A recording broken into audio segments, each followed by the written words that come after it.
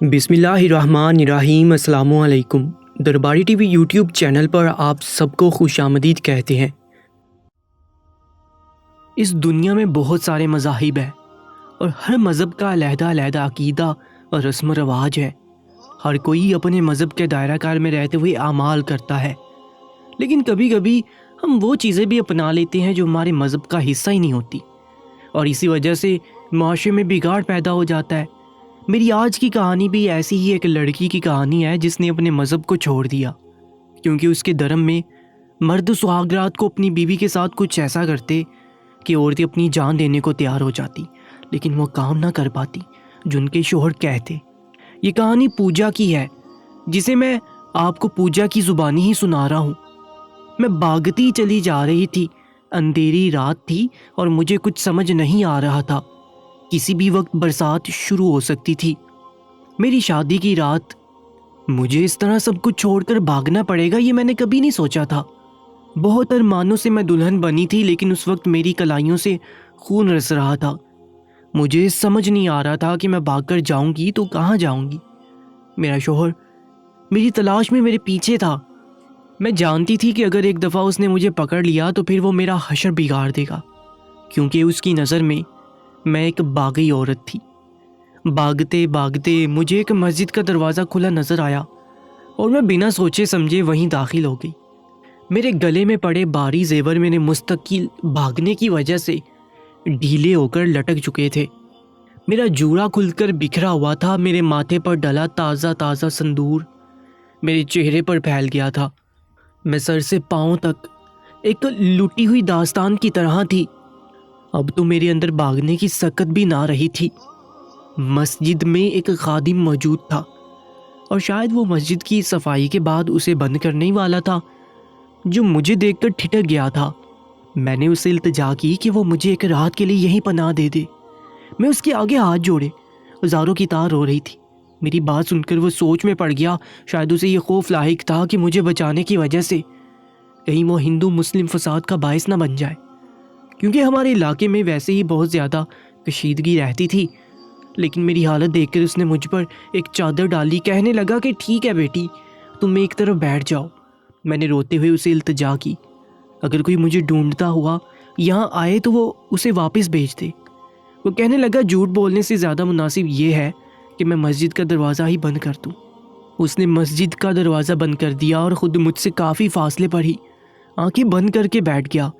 कुछ घंटों पहले बीता एक एक मंजर मेरी आंखों के सामने घूमने लगा। मैंने कभी सोचा भी ना था कि हम जैसे लोगों में शादी की रात दुल्हन के साथ ऐसा सलूक किया जाता है। हाँ, मुझे समझ आया था कि क्यों मेरी बहन ने मौत को गले लगाया था। मैं आंखें बंद किए गहरी सांसें भर रही थी। अगर मैं वहाँ से ना भागती तो शायद मुझे भी अपनी बहन की तरह मौत को गले लगाना पड़ता। माजी का एक एक लम्हा मेरी आंखों के सामने था। मेरी उम्र सिर्फ 13 साल थी और जब से ही मैं देवी देवताओं की खिदमत में अपना रक्स पेश किया करती थी, मैं पूजा पाठ में बहुत माहिर थी। पैरों में घुंघरू बांधे मैं मूर्तियों के आगे रक्स में इस कदर महव हो जाती कि मुझे इर्द गिर्द का भी होश न रहता। लोग कहते थे कि जब पूजा नाचती है तो उस पर देवी माँ का आशीर्वाद होता है। मेरा रक्स बहुत ही मशहूर था। जहाँ कहीं भी होली, दिवाली या जगराता का फंक्शन होता तो मुझे रक्स के लिए ज़रूर बुलाया जाता। कुछ लोगों का तो ये भी मानना था कि मेरा रक्स देवी देवता हमेशा कबूल करते थे, और जहाँ जाकर मैं ये रक्स करती देवी देवता खुश होकर उस घर में अपनी कृपा करते थे। ये काम मुझे मेरे ख़ानदान से मिला था।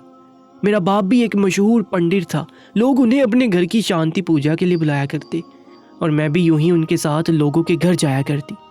आहिस्ता आहिस्ता मैंने रक्स करना शुरू कर दिया और पिताजी के इंतकाल के बाद मैंने पैसे कमाने के लिए पूरी तरह ये काम शुरू कर दिया था। लोग देवी देवताओं को जो चढ़ावा चढ़ाते उससे ही हमें भी हिस्सा मिल जाया करता। मैं अपने काम से बहुत खुश थी, क्योंकि इससे मेरे मन को शांति भी मिलती और घर का खर्चा भी निकल जाता। लोगों की नज़रों में भी मेरी बड़ी इज्जत थी, क्योंकि मैंने अपना आप देवताओं के लिए कुर्बान किया हुआ था। मेरे घर के करीब ही एक बड़ा सा मंदिर था। मैं रोज़ाना ही वहाँ पाबंदी से जाया करती थी, लेकिन अक्सर मैंने मंदिर की सीढ़ियों पर नई शादीशुदा दुल्हनों को बैठे रोते हुए भी देखा था। शुरू शुरू में तो मुझे ये सब कुछ समझ नहीं आया, लेकिन आहिस्ता आहिस्ता एहसास होना शुरू हुआ कि ये सब औरतें शायद अपनी नई शादीशुदा ज़िंदगी से खुश ही नहीं है। लेकिन इन औरतों के चेहरों का कुरब मुझे कोई अलग ही दास्तान सुनाता था।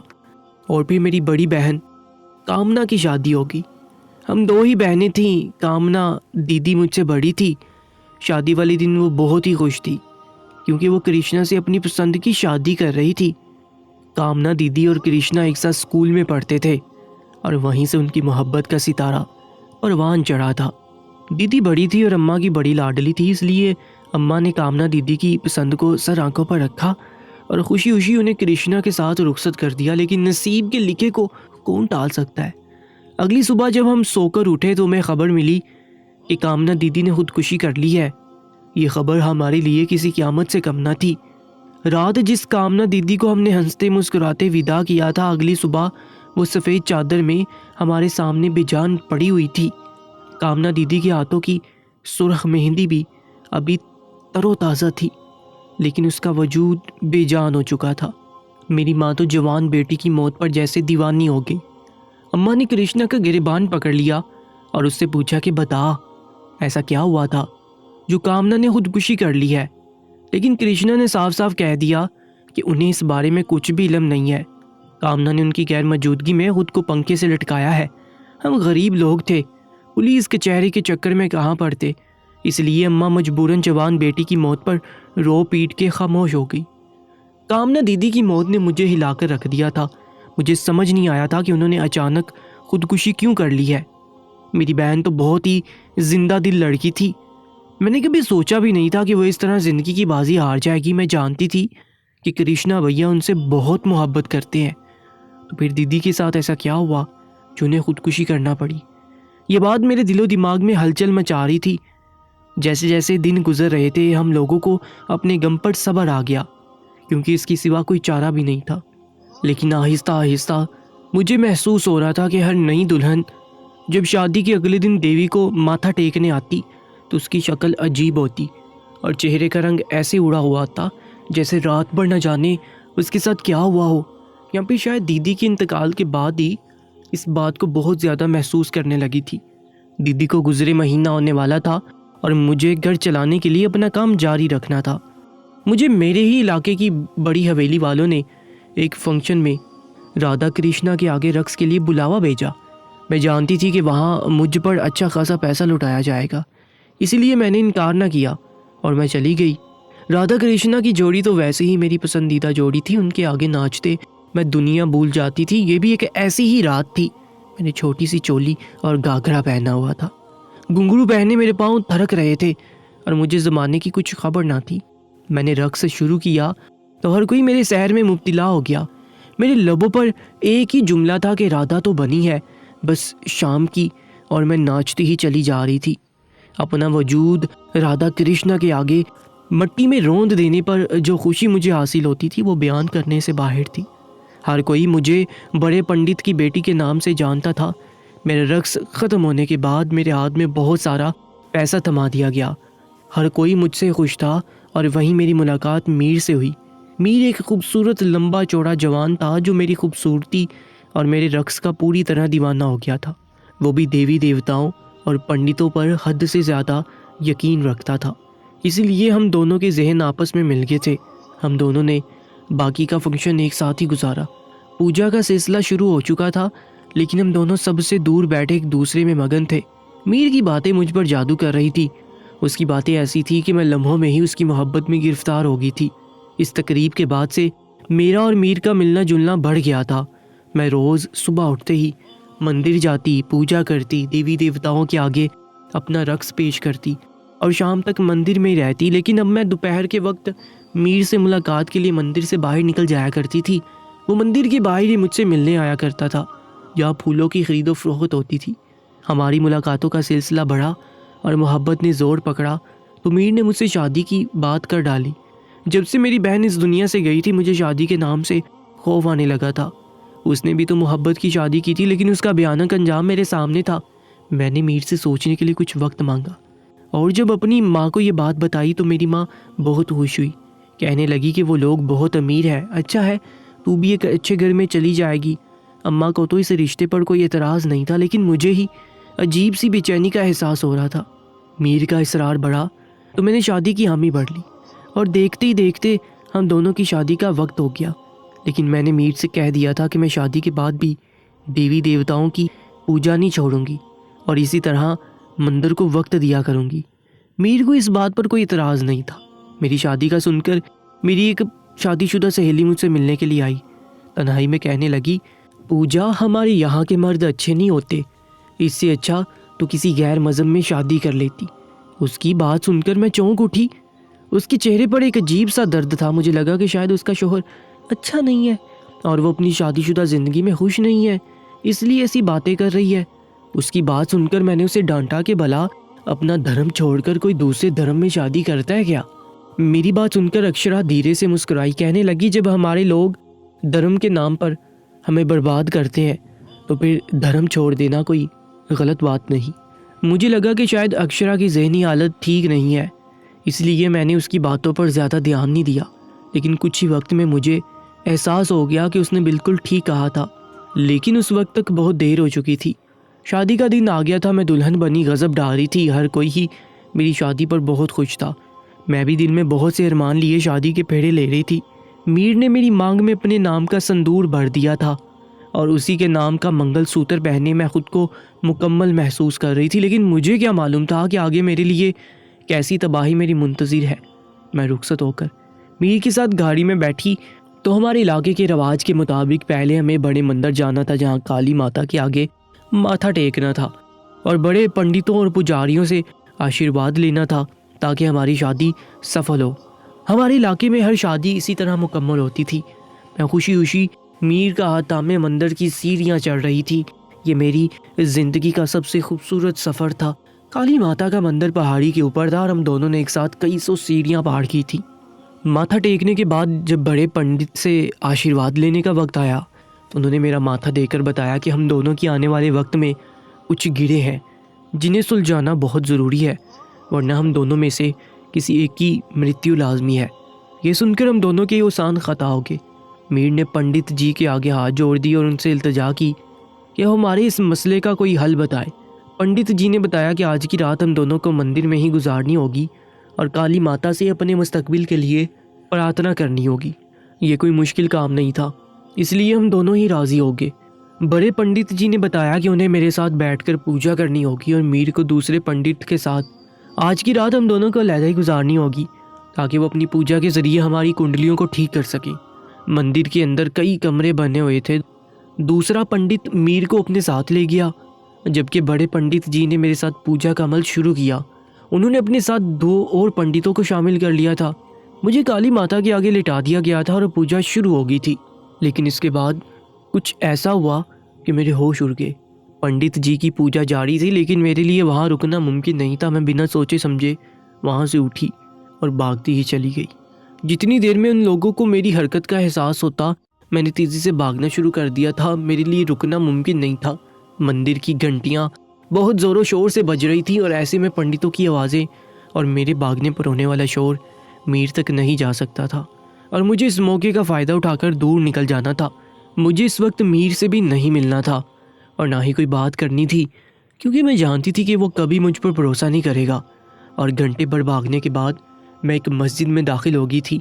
मेरे सामने मस्जिद का खादिम बैठा था, लेकिन उसने नज़र बढ़कर भी मेरी तरफ नहीं देखा था और अक्षरा की बातें मेरे कानों में गूंज रही थी। शायद वो ठीक ही कह रही थी कि मुझे दूसरे धर्म में शादी करनी चाहिए थी। मुझे सुबह का इंतज़ार था। मुझे अपनी माँ के पास वापस जाना था और उन्हें सारी सच्चाई खुद बतानी थी।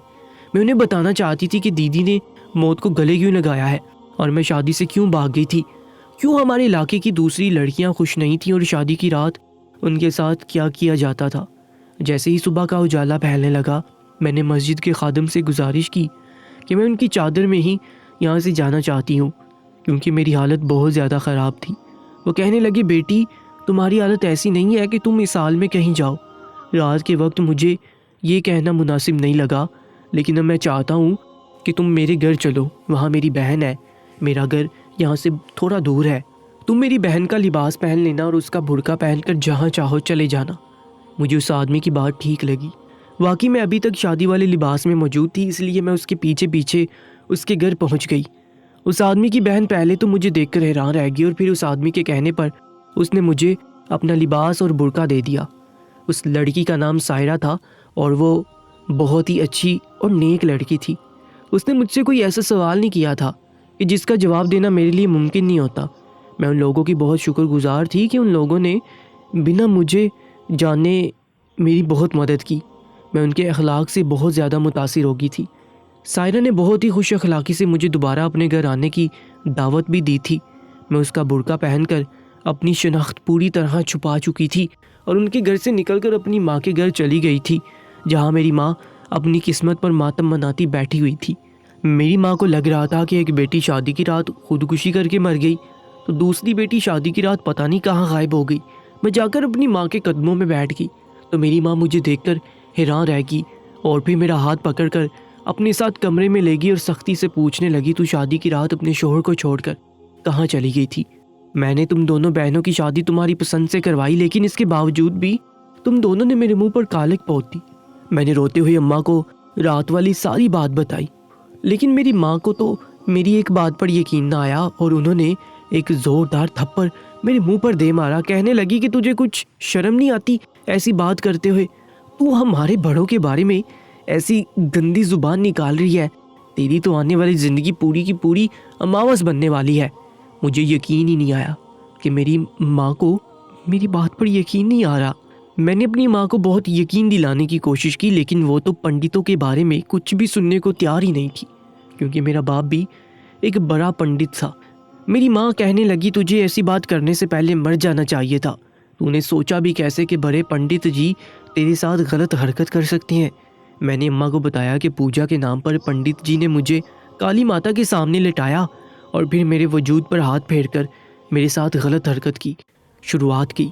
मैं ये नहीं कह रही कि सारे पंडित गलत होते हैं, लेकिन कल रात जो पंडित जी मंदिर में मौजूद थे उनकी नज़र और नीयत दोनों ही ठीक नहीं थी।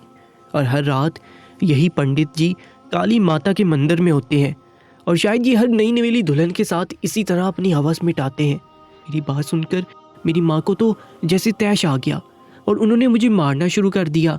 मैंने अम्मा को समझाने की कोशिश की कि अच्छे और बुरे लोग हर जगह मौजूद होते हैं, ज़रूरी नहीं कि हर पंडित ही अच्छा हो।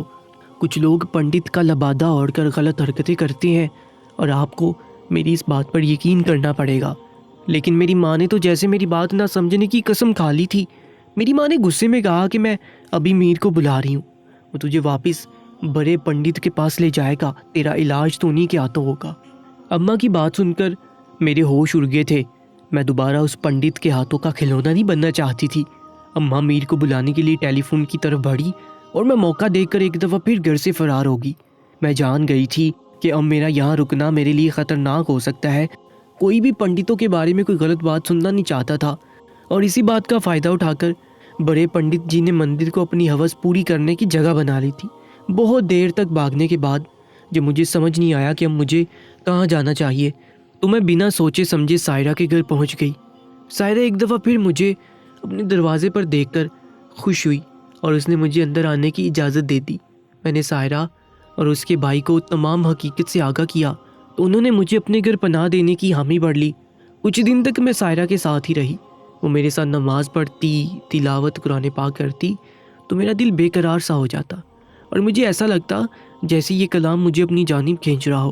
कभी कभी मेरा रक्स करने का दिल चाहता तो मैं रक्स के लिए खड़ी होती, लेकिन मुझे लगता जैसे मेरे पाँव थरकना भूल गए हैं। मेरे अंदर एक अजीब सी तब्दीली आ गई थी और कुछ ही वक्त में मुझे बहुत अच्छी तरह इस तब्दीली का एहसास हुआ था।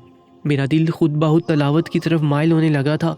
कभी कभी मैं सायरा के पीछे खड़ी होकर बिल्कुल वैसे ही नमाज़ पढ़ने की कोशिश करती जैसे सायरा पढ़ती थी। सायरा और उसके भाई अहमद ने कभी मुझ पर किसी बात के लिए कोई दबाव नहीं डाला था और फिर एक दिन मैंने अपनी मर्ज़ी से सायरा से कहा कि वो मुझे अपने दीन के बारे में सब कुछ बताए।